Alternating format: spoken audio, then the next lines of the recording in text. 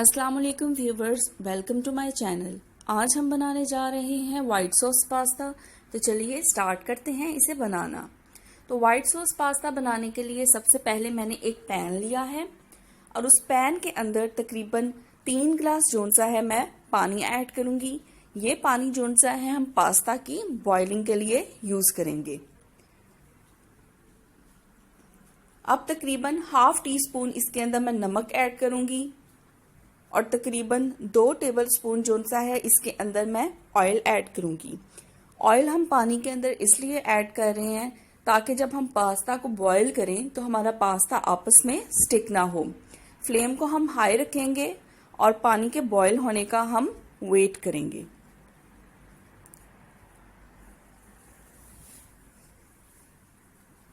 पानी हमारा बॉईल हो चुका है। अब हम यहाँ पे 2 कप जोन सा है वो पास्ता ऐड करेंगे। हमने पास्ता को तकरीबन 80 to 90% बॉईल करना है, हमने उसे फुली बॉईल नहीं करना। तो चलिए हम पास्ता के बॉईल होने का वेट करते हैं। तकरीबन 10 मिनट के बाद आप देख सकते हैं पास्ता जोन सा है हमारा 80 to 90% बॉईल हो चुका है। अब हम इसे अच्छी तरह से स्टेन कर लेंगे। तो चलिए चलते हैं अपने नेक्स्ट स्टेप की तरफ। यहाँ पे अगेन मैंने एक पैन लिया है और इस पैन को मैंने जो सा है लो टू मीडियम फ्लेम पे हीट किया है। यहाँ पे तकरीबन 2 टेबलस्पून मैंने ऑयल ऐड किया है और तकरीबन 1 टेबलस्पून मैं गार्लिक ऐड करूंगी और इसे अच्छी तरह से ऑयल के अंदर सौटे कर लेंगे। गार्लिक को हमने तब तक फ्राई करना है जब तक इसका एक सुनहरी सा कलर आ जाए। आपने गार्लिक को ओवर फ्राई नहीं करना वरना इसका एक कड़वा कड़वा सा टेस्ट आएगा। हमने सिर्फ इसे सुनहरी होने तक जोन सा है वो ऑयल के अंदर फ्राई करना है।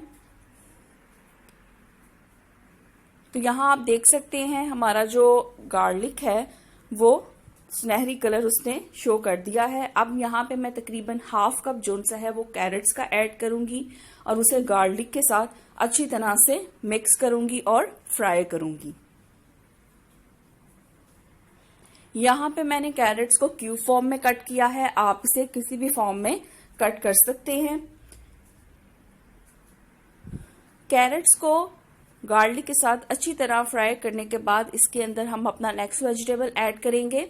तो तकरीबन यहाँ पे हाफ कप जोन सा है वो मैंने शिमला मिर्च ली है, उसे ऐड करेंगे और उसके बाद हाफ कप यहाँ पे मैंने रेड बेल पेपर या आप लाल शिमला मिर्च भी कह सकते हैं, इसके अंदर मैं वो ऐड करूंगी। तो सारे वेजिटेबल्स ऐड करने के बाद हम अच्छी तरह से इन्हें फ्राई कर लेंगे। फ्लेम को हम लो टू मीडियम ही रखेंगे और अपने वेजिटेबल्स को हल्का सा टेस्ट देने के लिए यहाँ पे मैं तकरीबन 1/4 टीस्पून जोन सा है वो नमक ऐड कर रही हूँ। ये मैंने इसलिए ऐड किया है ताकि हमारी जो वेजिटेबल्स हैं उनका एक टेस्ट अपीयर हो जाए। तो वेजिटेबल्स हमारी जोन सी हैं वो फ्राई हो चुकी हैं। अब हम इन्हें एक प्लेट में रिमूव कर लेंगे और इसके बाद हम अपने सॉस की प्रिपरेशन स्टार्ट करेंगे।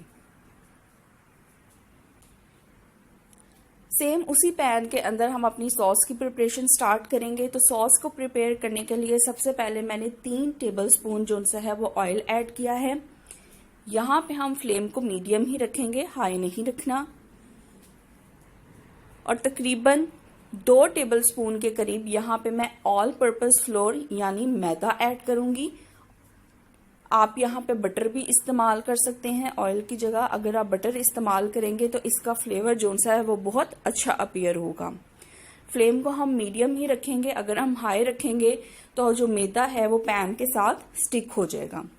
अच्छी तरह से हमने इस मैदे को ऑयल के साथ मिक्स कर लेना है। अब यहाँ पे मैंने मिल्क लिया है, हम टोटल 2 कप मिल्क यूज करेंगे लेकिन हम इसे ग्रेजुअली यूज करेंगे। सारा मिल्क हमने एक साथ ही ऐड नहीं कर देना वरना जो हमारा मैदा है उसकी गुठलियां बन जाएंगी, लम्स बन जाएंगे। इसलिए हम थोड़ा थोड़ा जोन सा है वो मिल्क अपने मिक्सचर में ऐड करते जाएंगे और इसे मिक्स करते जाएंगे। तो आपने इस बात का ख्याल रखना है कि फ्लेम आपने बहुत हाई नहीं रखना, और साथ ही साथ आपने जो स्टिरिंग है वो नहीं छोड़नी। आपने अच्छी तरह से मैदे को मिल्क के अंदर मिक्स कर लेना है।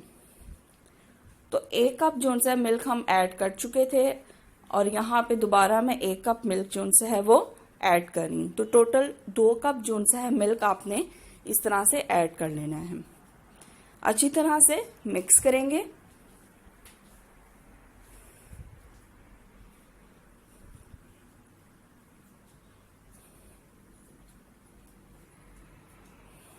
तो यहाँ आप देख सकते हैं कि हमारे जो मैदा है वो अच्छी तरह से मिक्स हो चुका है। अब तकरीबन ½ टी स्पून मैंने इसके अंदर नमक ऐड किया है, ½ टी स्पून इसके अंदर मैंने काली मिर्च ऐड की है, और ½ टी स्पून ही इसके अंदर मैंने कुटी हुई लाल मिर्च ऐड की है। तो ये सारी चीजें हम अपनी सॉस के अंदर ऐड करके इसे अच्छी तरह से मिक्स कर लेंगे।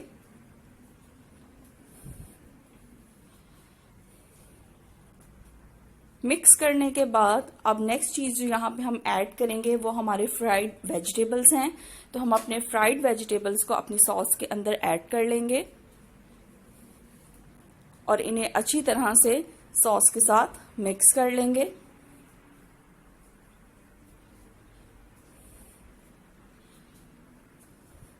अच्छी तरह से मिक्स करने के बाद अब नेक्स्ट चीज जो हम इसके अंदर ऐड करेंगे वो है हमारा बॉइल्ड पास्ता।